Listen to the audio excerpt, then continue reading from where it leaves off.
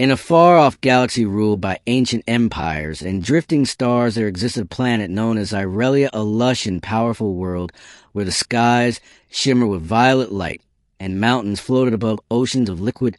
Crystal, the ruler of this world, was Queen Veilora, an alien monarch with eyes that glowed like twin suns and a voice that could silence thunder. She ruled with a perfect mix of wisdom, beauty, and unmatched power. But what truly made her feared and revered was her magical sword, Elithar. The sword was forged from the core of a dying star, gifted to her by celestial elders. It could cut through space itself and command energy from the heart of galaxies. It was more than a weapon, it was a part of her soul. And one day it vanished.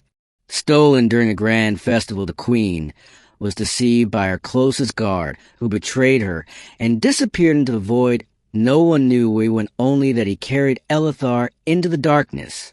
Veilora's fury was legendary. Planets trembled when her voice echoed in rage. She launched fleets across sectors, interrogated prisoners, offered fortunes, and threatened annihilation. But the sword remained lost. Her anger grew cold and silent over time, but inside her the fire never died. Until one quiet evening, on the edge of Zarelia's atmosphere, a single ship approached, not a grand vessel, but a battered human freighter barely held together by rust and patchwork metal. Its engines coughed. As it landed on the Queen's garden platform, guarded by 100 of her elite warriors, the door hissed open, and out stepped a man. He was young by human standards, tall and rough around the edges. His name was Jalen, a scavenger, an explorer, wandering the galaxy in search of salvage, an adventure. He carried no weapons, no armor, no army, just a large wrapped item slung across his back, glowing faintly with power. The guard stepped forward, ready to end him where he stood, but he raised a hand and spoke, not with arrogance but with sincerity. "I believe this belongs to your queen."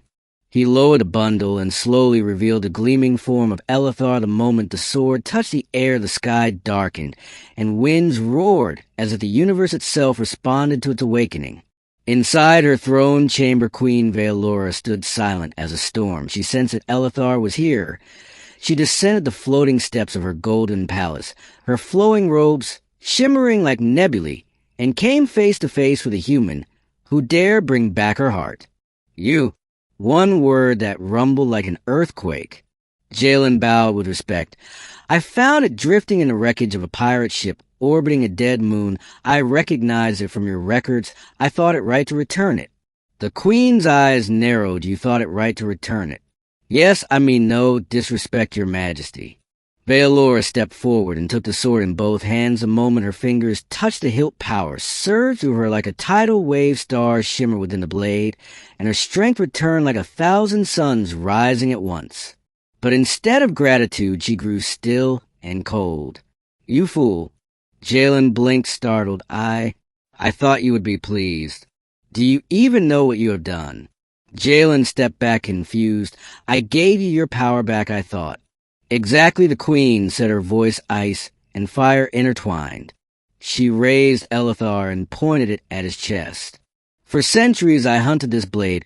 I searched systems. I crushed rebellions. I spilled blood for it. I waged war and walked the edge of madness for its return. And now you hand it to me as if it were a lost trinket, as if I am a beggar to be pitied." Jalen's heart pounded.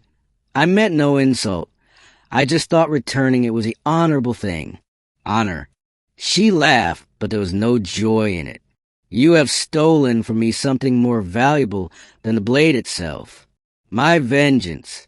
Jalen swallowed. "I don't understand." "You cannot understand." Veilora turned away, her voice low and dangerous. "I was supposed to take it back with fire and fury, to reclaim it through power and justice. I was to crush the traitor with my own hand, not receive my soul back from a wandering human who stumbled upon it by chance.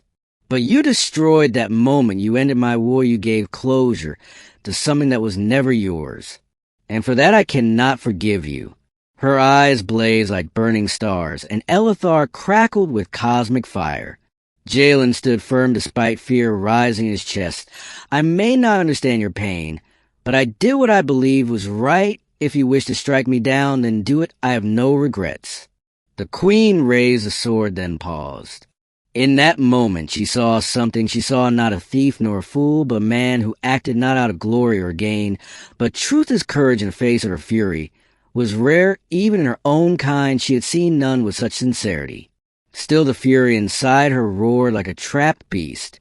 She lowered the sword slowly, but her voice was still sharp. "Leave my world now, human." Jalen nodded and stepped back. As he turned away, the queen called again. "Wait." He turned and met her eyes. "You said it was in the wreckage of a pirate ship." "Yes, ma'am, a ghost band raider vessel. It had been destroyed by unknown forces. I didn't find any survivors, but the logs showed they had captured an alien commander, perhaps the one who stole the blade." Veilora frowned. "That means he is dead." Jalen shrugged. "Possibly, or someone else took him down before I got there." The queen looked at the sword, now resting once again in her palm. "So it ends like that," she whispered, "not with battle, not with blood, but with silence." She looked up, her eyes still full of fire. "Then let me give you something." She raised her hand, and from her throne a sphere of silver light floated to Jalen. "Take this, a token of power. Use it wisely. It will protect you once. It is all you will receive from me." Jalen accepted it silently, then without another word. He returned to his ship and left the world of Zyrelia behind. Months passed. Jalen wandered the galaxy again, trading, salvaging, helping where he could, yet wherever he went, stories began to follow him. Of planets spared because of his name, of alien fleets backing away when they saw the silver light. He carried of whispers that the Queen of Zyrelia had spared a human and given him a gift no outsider had ever received. And on Zyrelia, Queen Veilora stood on her palace roof. Every night, sword in hand, eyes turned to the stars. Not in rage, but in silence. For the war she had once lived for had ended not in victory nor in loss, but in a gesture of kindness. And though she never said it aloud, a small part of her longed to see the human again, not to punish him, but to ask him one question. Why?